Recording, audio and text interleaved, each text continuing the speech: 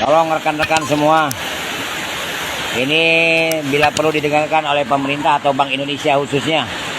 Saya membeli minyak memakai uang baru ini tidak berlaku di Syedaralun, beredar video di media sosial Instagram tampak seorang warga yang hendak membeli BBM dengan memakai uang baru ditolak pihak SPBU.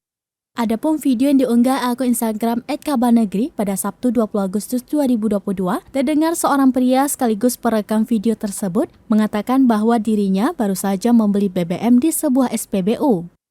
Pria tersebut membeli BBM dengan uang kertas baru tahun emisi atau TE 2022 dengan pecahan Rp50.000.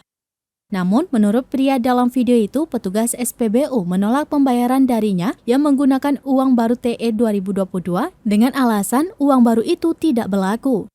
Kejadian tersebut terjadi di SPBU Jalan Pagar Alam Kedaton, Bandar Lampung pada Sabtu 20 Agustus 2022 sekitar pukul 13.45 waktu Indonesia bagian Barat.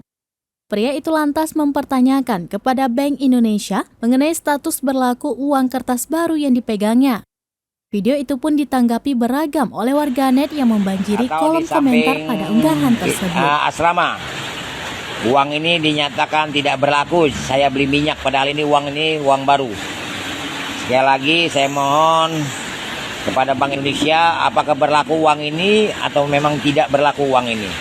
Karena kan saya membeli minyak memakai uang ini di salah satu pom bensin, dikatakan uang ini tidak diterima.